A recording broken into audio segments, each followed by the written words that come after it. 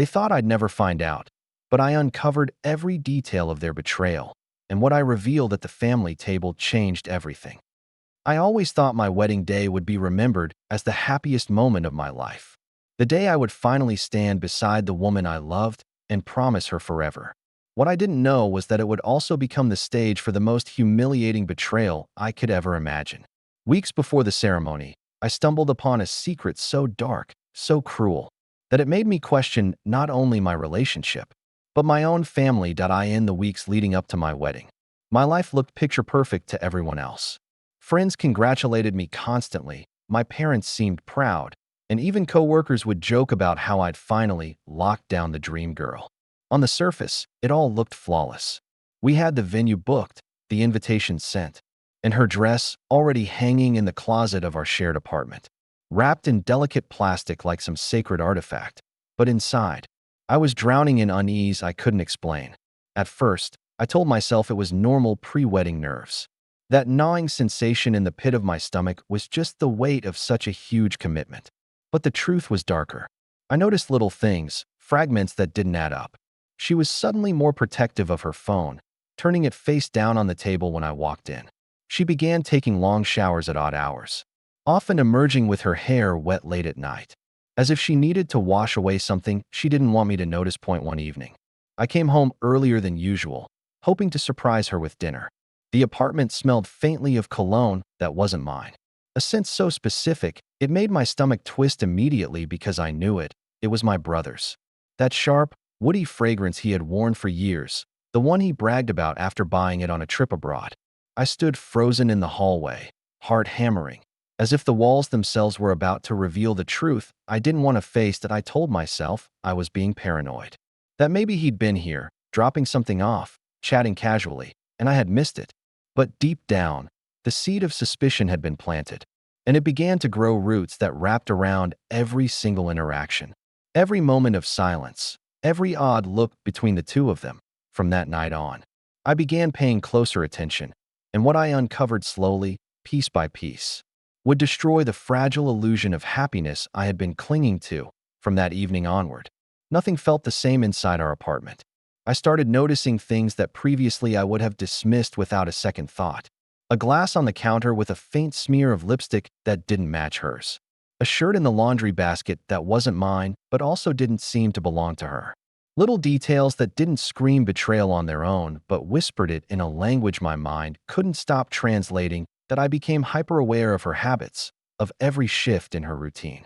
She used to text me freely, leave her phone on the couch when she went to grab something from the kitchen. Now, it was always in her hand or slipped into her pocket like it was a lifeline. And when it buzzed, she'd tilt the screen away from me, casually but deliberately, like a magician's sleight of hand. One night, while she was in the shower, I saw her phone light up on the nightstand. I told myself I wasn't the kind of man who snoops, that trust should be the foundation of marriage. But that bright glow felt like it was pulling me toward it, daring me to confirm the fear that had been festering in my chest. I leaned over and caught only a fragment of the preview before it disappeared. Last night was amazing. I can't stop thinking. My heart froze, my throat tightening as if I had swallowed fire.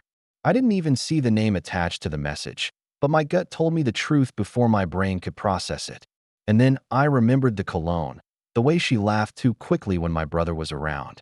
The subtle but undeniable electricity between them that I had brushed off for years as sibling-like camaraderie. That I dropped the phone back exactly where it had been, hands trembling. When she came out moments later, wrapped in a towel, she smiled at me as though nothing was wrong. That smile felt like a dagger wrapped in silk. That night, lying next to her while she slept peacefully, I stared at the ceiling for hours, my mind replaying every interaction between her and my brother. Each memory twisted itself into something darker, until I couldn't tell what was real and what paranoia had distorted. And still, beneath all that doubt and pain, a quiet, relentless question burned inside me. What if I was right? What if the two people I trusted most in this world were building their future on the ashes of mine? The next morning, I sat at the kitchen table long after she had left for work, staring into a cup of coffee that had long since gone cold. My reflection in the dark liquid looked like a stranger's face, haunted, restless, and hollow. Every instinct screamed that I needed proof, something undeniable, but a small part of me dreaded what that proof might do. Because once you see the truth, there's no going back. That I found myself replaying old family gatherings in my head. Moments that once seemed harmless now twisted under the weight of suspicion. Like the way she'd laugh harder at my brother's jokes than mine, leaning just a little too close. Or the Christmas when he brought her a gift that was from both of us, though I had never even known he bought it. At the time, I brushed it off as generosity, but now it felt like a secret language I had been blind to. The paranoia bled into my daily routine. At work, I couldn't focus. Numbers blurred on my screen. Colleagues' voices were drowned out by the drumbeat of one thought. What if it's true? Even in the quiet of my office, I felt like I was suffocating. Like the walls themselves were closing in with secrets I wasn't meant to hear. That night, when she fell asleep beside me, I lay in the dark, eyes wide open. Her breathing was steady, calm, almost innocent. I wondered if she ever turned to my brother with the same softness, if she looked at him in ways she no longer looked at me. The thought coiled around my chest like barbed wire, and I told myself I wasn't going to check her phone again, that I'd confront her, that I'd demand honesty. But honesty is tricky when lies have already taken root. And so, with a heart pounding like a war drum, I reached for her phone once more. This time, I didn't just glance. I unlocked it. Scrolling through the messages felt like trespassing into a place I was never meant to see. There were threads with friends, co-workers, harmless chatter. But then I found one contact, saved under a name I didn't recognize. A bland, generic name that felt like camouflage. My thumb hovered, my entire body trembling, before I opened it, and there it was. Messages. Dozens of them. Some casual, some flirty, and some that left no room for misinterpretation. The way she talked, the late-night confessions, the emojis that felt far too intimate. My stomach twisted into knots. But the worst part wasn't the words themselves. It was the one photo she had sent. A simple picture of her, nothing scandalous, just her smiling in our kitchen. The same kitchen where I sat every morning, believing we were building a life together. And beneath it, a single message from him. You look perfect here, like you belong with me. The name on the screen wasn't just anyone. It was my brother's. The moment I saw his name on that screen, the world seemed to tilt sideways. My heart didn't just beat. It crashed, like a hammer against metal. My brother. The one person I had grown up defending. The one person my parents always told me I could trust without question. And there he was, not just betraying me, but doing it under my own roof, in my own life. That I wanted to scream. To wake her up and throw the phone across the room. To storm into my brother's house and demand answers. But I didn't. I couldn't. Instead, I sat there, frozen, the glow of the screen burning into my eyes like a cruel spotlight. If I confronted them now, all I'd have was rage, and rage without proof becomes denial in their mouths. They'd twist it, make me look paranoid, desperate, unstable. So I locked the phone and slipped it back into her hand, watching her sleep peacefully as if nothing had happened. Her face was relaxed, her breathing steady, and for a brief second I hated her for how calm she looked. How easy it seemed for her to betray me and then drift into a dreamless slumber. The next morning was torture. Sitting at the breakfast table with her felt like playing a role in a cruel play where I was the only one who knew the script. She chatted casually about errands, work, and family plans, and every word out of her mouth sounded rehearsed, fake.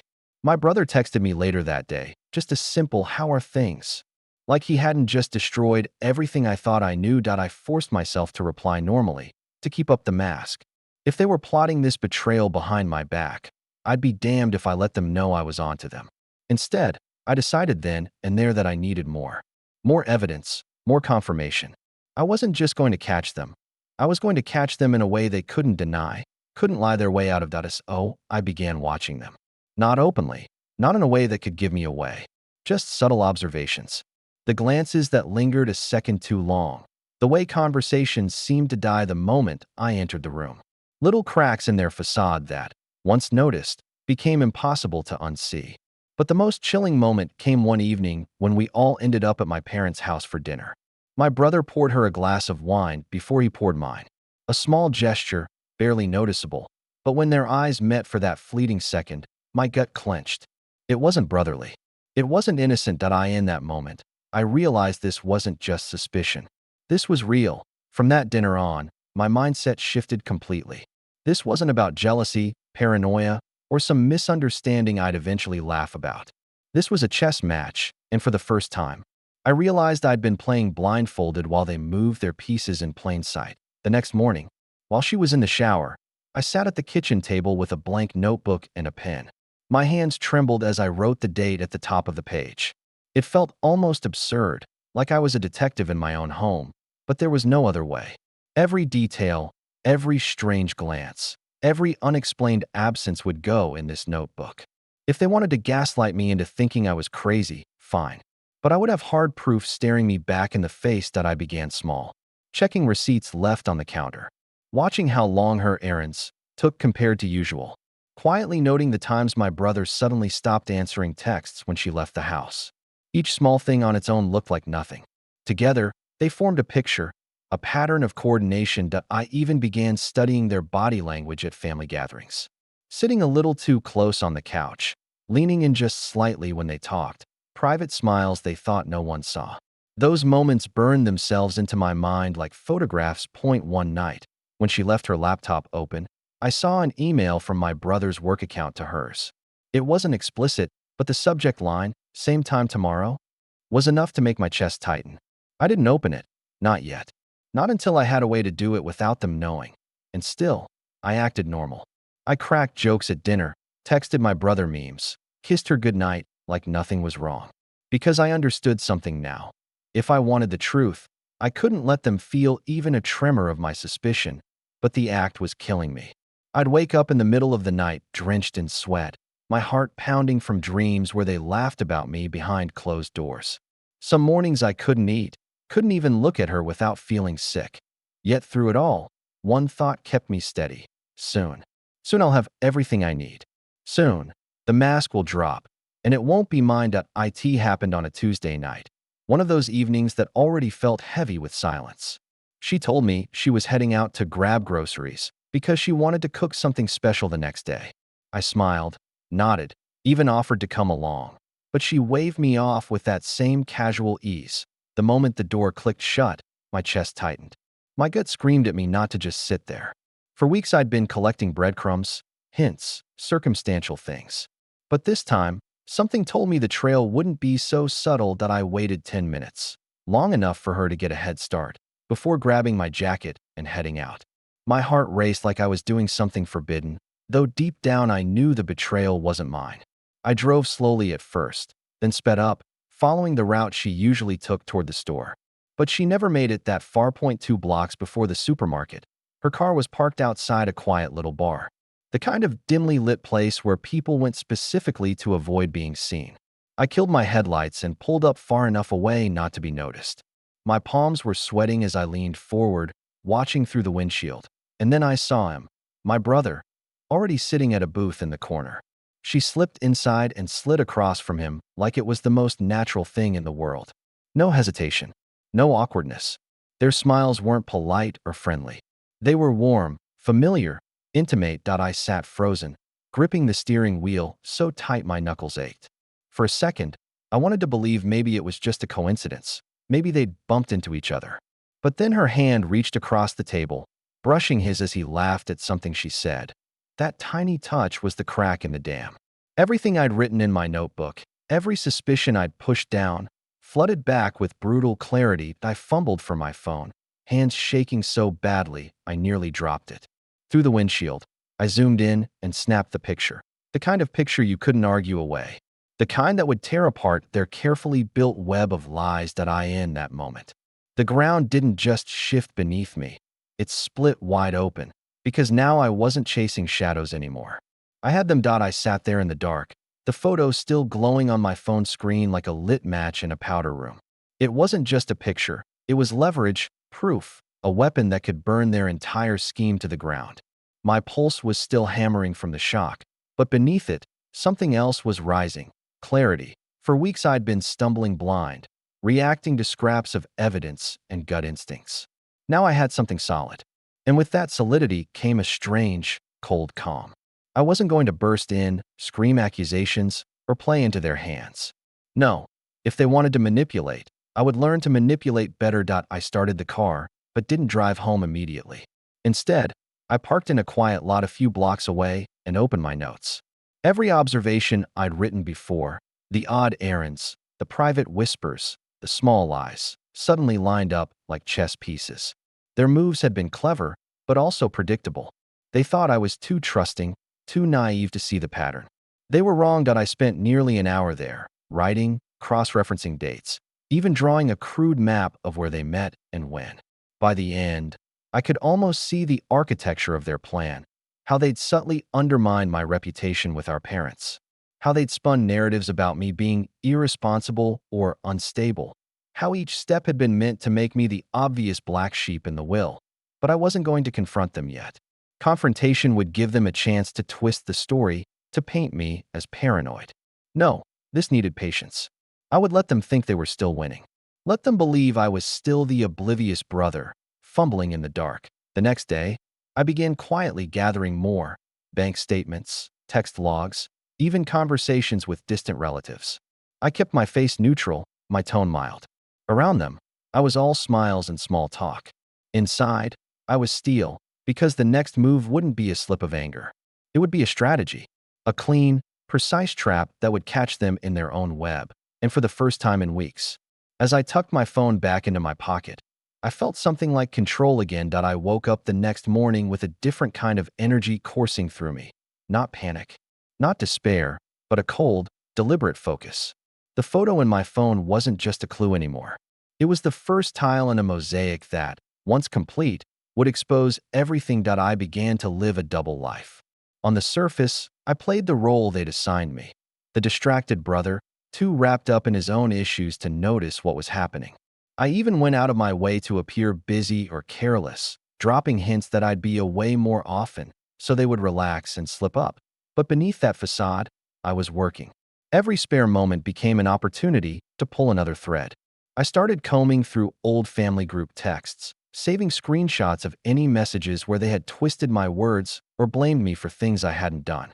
I quietly spoke to a few cousins, framing my questions as casual curiosity while mentally filing away every inconsistency they revealed about my sister and my best friend. That I even found myself scanning our parents' expressions, watching for subtle changes. Whenever my sister spoke about me, I could see little flickers of doubt in their faces, seeds she'd been planting. It was infuriating, but also illuminating.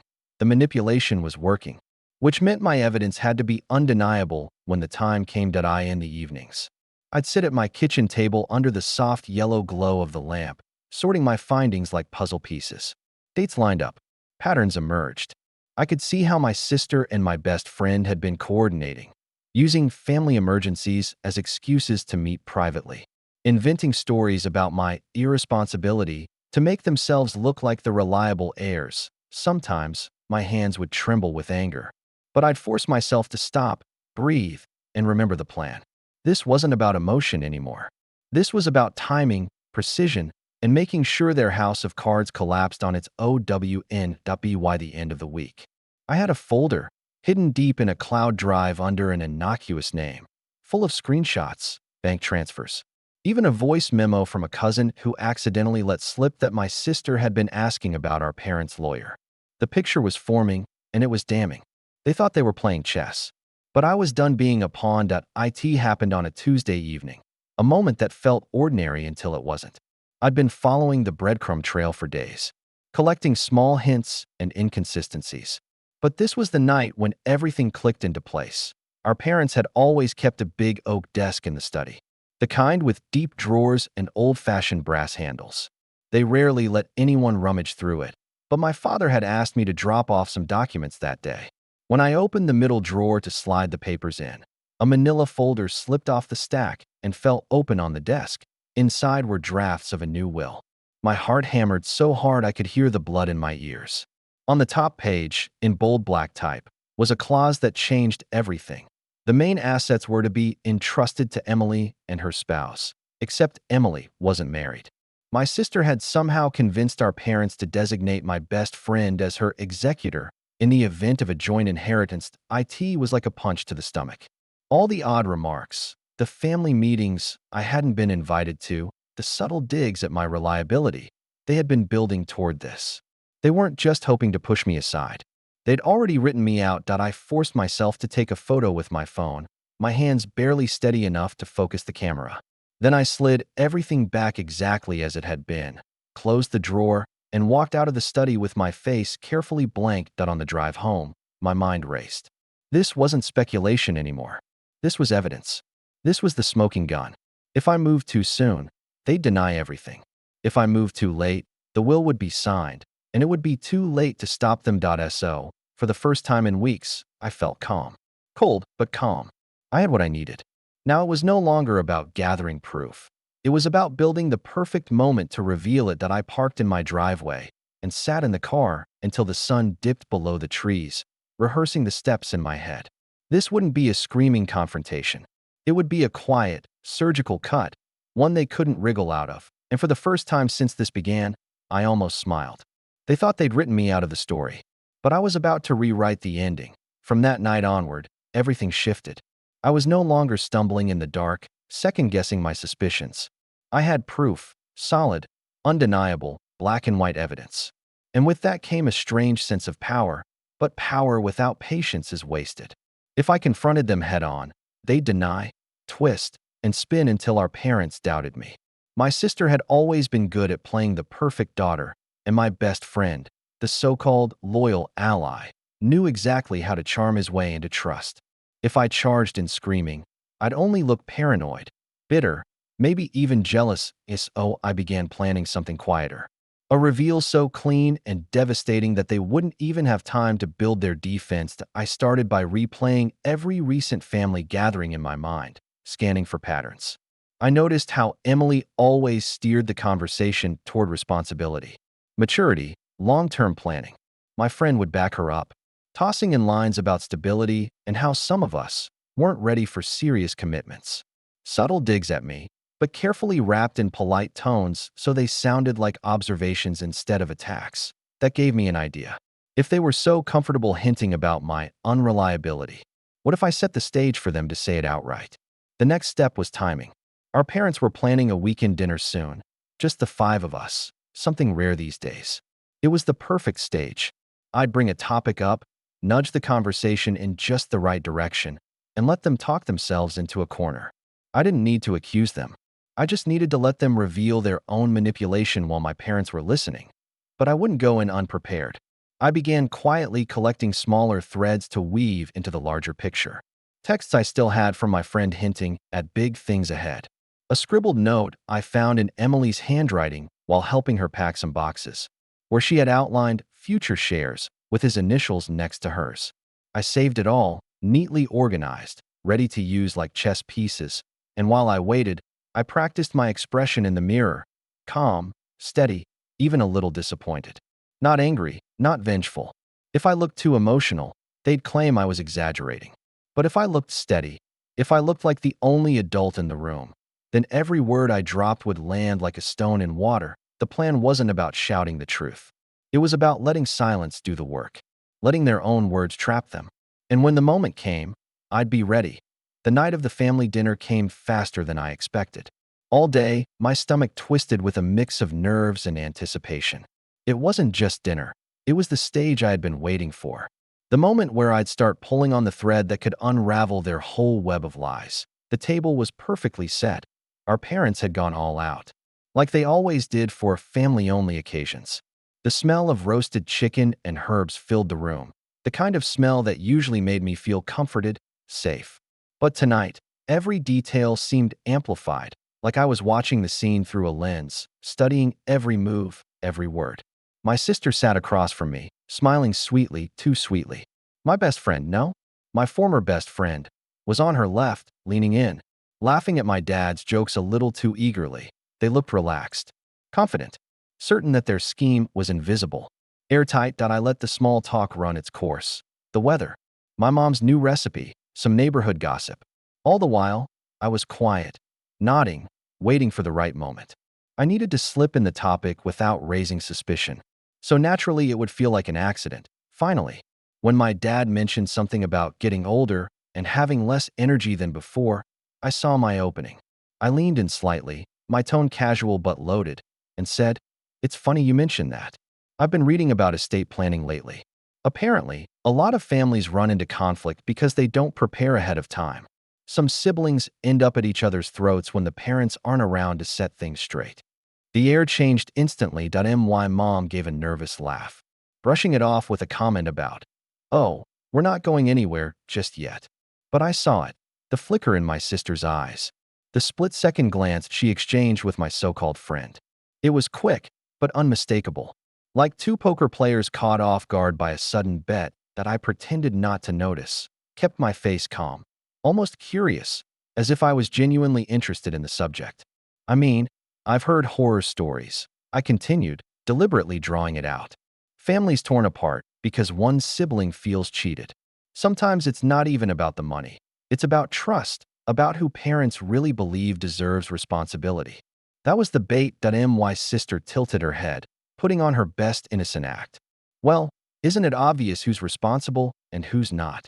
she said lightly, her words coated in sugar but sharp underneath. My best friend smirked faintly, sipping his wine like he was watching a show that I didn't react. Not yet. I just smiled politely, letting her think she'd landed a subtle jab. Inside, though, my chest tightened with satisfaction. She was walking exactly where I wanted her to, onto the thin ice, step by step. The first cracks were forming. All I had to do was wait for the weight of their own arrogance to break it wide open. The silence that followed my sister's remark was heavier than anything else that had been said that night. I kept my expression neutral, almost amused, but inside I could feel the gears turning. She thought she was clever, thought that throwing a subtle dig in front of our parents would paint me as the irresponsible one, but she overplayed her hand. My dad raised his brow at her words. But he didn't comment. He just went back to his plate, though I noticed the pause, the slight shift in his demeanor. That pause was all I needed. I leaned back in my chair, swirling the water in my glass as though I were just idly thinking. "Interesting," I said, my tone deliberately even. "I wonder what exactly makes someone responsible in a family's eyes. Is it really about behavior, or is it just about who whispers the right words into the right ears?" The air thickened immediately. My sister's fork froze halfway to her mouth. My best friend glanced down, pretending to be fascinated by the mashed potatoes on his plate. "Gotcha." My mom let out a small, uncertain laugh, trying to smooth things over. "Oh, come on, let's not get too serious. This is just dinner, not a courtroom." But her eyes flickered between me and my sister, sensing something under the surface. That was the moment I decided to push a little further, carefully. Not enough to reveal that I knew their scheme, but just enough to make them sweat. "You know," I continued, setting my glass down, "I read this article about how some families lose everything to manipulation. One sibling gains the parent's trust by pretending to care, by always being present at the right time, while the other gets painted as reckless, distracted, or even unworthy. And the worst part? The parents often don't even see it happening." My sister's face drained of color. She forced a laugh, but it came out thin, brittle, unconvincing. "That sounds dramatic," she muttered, her voice a little too sharp for someone who was supposedly unbothered. "And my friend, oh," he gave himself away entirely. His jaw tightened, his hand gripping the stem of his glass too firmly. He didn't say a word, but his silence spoke volumes. In that moment, I could see it clearly, the cracks widening, their nerves fraying. The perfect facade they had built was beginning to crumble, right there at the dinner table, under the weight of their own paranoia. But I leaned forward slightly, as though sharing a secret. "Sometimes," I whispered just loud enough for everyone to hear, "you don't even need to catch the lie. You just need to watch how guilty people react when they think someone already knows." Their eyes met mine, my sister's wide with fear, my friend's narrowed in anger. For the first time, they both realized I wasn't as blind as they hoped, and that was when I knew. The trap was working. The beauty of manipulation is that it rarely requires direct confrontation. You don't need to scream, accuse, or pull out a smoking gun. Sometimes all you have to do is let silence and subtle pressure do the work for you. That's exactly what I did. I went quiet, letting my words hang in the air like a storm cloud. The clinking of cutlery stopped. Even the air felt still, heavy with an unspoken tension. My parents looked puzzled, not entirely sure what I was implying. But my sister and my so-called best friend, They were visibly unraveling. My sister fidgeted with her napkin, folding and unfolding it like she was trying to keep her hands busy so no one noticed they were shaking. My friend, usually so charming and smooth, suddenly seemed cold, rigid. He kept his eyes down, avoiding mine, which only made him look more suspicious. It was almost too easy that I leaned back casually, as if I was simply enjoying dessert, and dropped another quiet bomb. Funny thing is, I said, pretending to be thoughtful, lies have this way of revealing themselves, even without anyone going looking for them. It's not about proof. It's about patterns. And when patterns don't add up, people start asking questions. My dad glanced at me, curiosity sparking in his eyes. He didn't ask what I meant, but I could tell the seed had been planted. Meanwhile, my sister's face flushed red, her lips pressing tightly together. Then she slipped. She muttered under her breath, just loud enough for me to hear, "You don't know anything." Oh, but I did. And now, my parents knew there was something worth knowing. They turned to her, almost in unison, their brows furrowed. My mom asked softly, "Know what?" My sister froze, realizing she had said too much. My friend tried to save it by laughing, brushing it off with a forced grin. "She's just tired, that's all. Long day." But his voice cracked slightly, betraying the panic under the surface. I didn't say another word. I didn't have to.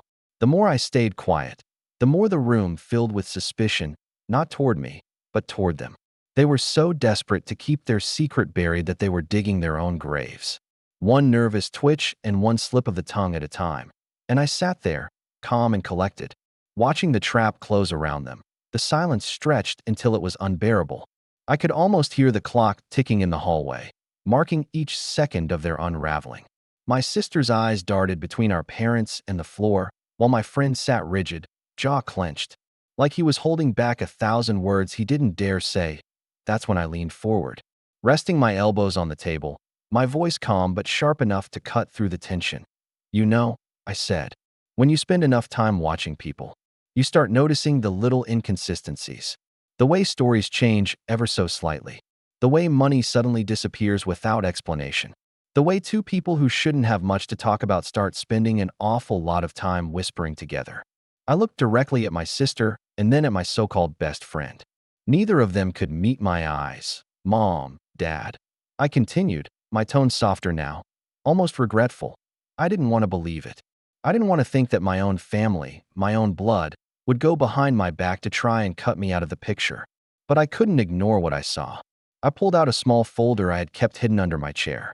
Inside were copies of emails, bank statements, and notes I had quietly gathered over the past weeks. I didn't slam them on the table. I didn't need theatrics. I simply slid them across to my parents. "Read for yourselves," I said quietly. The whispers, the sudden meetings, the plans to rewrite the will in their favor. It's all there. My mom's hand trembled as she opened the folder, scanning the pages. My dad leaned in, his expression darkening with every line he read. The more they saw, the paler my sister became. My friend sank lower in his chair, his facade completely gone. Finally, my father closed the folder and looked at them with a disappointment so sharp it made the room colder than any shout ever could. "Is this true?" he asked, and one answered.